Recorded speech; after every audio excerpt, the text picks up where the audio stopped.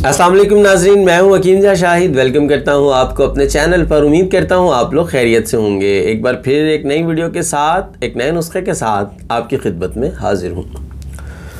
आज हमारा मौजू है कन पेड़। ये जो कान के पीछे ये जगह होती है, ये मुतवर्रम हो जाती हैं। यहाँ पे जो कान की जड़ होती हैं वहाँ गिल्टियाँ होती हैं, तो वो गिल्टियाँ सूज जाती हैं, मुतवर्रम हो जाती हैं, जिसकी वजह से बुखार आना शुरू हो जाता है और ये जगह काफ़ी फूल जाती है, बोलने में बड़ी मुश्किल हो जाती है, बुखार जो है वो हल्का हल्का होना शुरू हो जाता है। तो ये मर्ज़ बच्चों में बहुत ज़्यादा देखने में आता है, बड़ों में तो बहुत कम होता है, लेकिन बच्चों में जो है ये बहुत ज़्यादा देखने में आता है। और ख़ास तौर पे कुछ ऐसे घराने होते हैं कि घर के हर फर्द को ही ये तकलीफ़ में से गुज़रना पड़ता है। मतलब अगर बाप को ये मसला था तो बच्चों में भी आ जाता है, तो ये विरासती भी आना शुरू हो जाता है कन पेड़ का जो मसला है।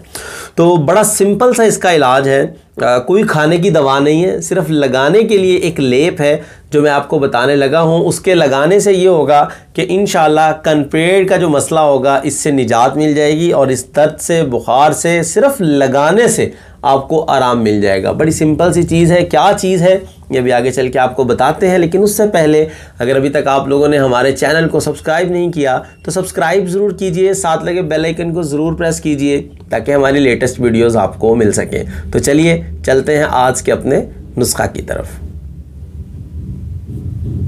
जी नाजरीन, तो आ चुके हम अपने आज के नुस्खा की तरफ। तो आपको ज़रूरत होगी चावलों की, सिंपल चावल जो आम चावल घरों में हम पकाते हैं, और दूसरे नंबर पर आपको ज़रूरत होगी गुड़ की। ये दो चीज़ें आपको चाहिए होंगी। आपने करना ये है कि चावल कूंडी डंडा ले लें, या कोई लोग सिल यूज़ करते हैं, अगर आप लोग जानते हैं सिल के बारे में, सिल बट्टा कहते हैं उसको, या दौरी डंडा वो इस्तेमाल करते हैं। तो कोई भी चीज़ अगर आपके पास है तो उसमें आपने करना ये है कि चावल डाल लेने आपने तकरीबन 2 से 3 चम्मच, और उनको आपने करना है रगड़ाई। हल्का सा 1 से 2 कतरे, 4 कतरे, 5 कतरे आप पानी के उसमें डाल लें ताकि रगड़ाई में आसानी हो। तो आपने उसकी रगड़ाई करनी है और उसको बिल्कुल बारीक करना है, और उसके अंदर आपने शामिल कर लेना है गुड़। गुड़ आप जहाँ पे 4 से 5 चम्मच आपके पास ये होगा चावल होंगे, वहाँ पे आप 1 चम्मच की मिकदार के हिसाब से आप उसमें गुड़ शामिल कर लें और उसकी रगड़ाई करते रहें। इतनी रगड़ाई करनी है कि चावल आपके बिल्कुल बारीक हो जाए और गुड़ के साथ शामिल होके एक लई बन जाए, जो कि जिस तरह किसी चीज़ को चिपकाने के लिए हम लोग लई बनाते हैं, सेम वैसे ही लई आपने उसकी तैयार कर लेनी है। गाढ़ा पेस्ट बना लेना, अगर आम जुबान में मैं कहूँ तो।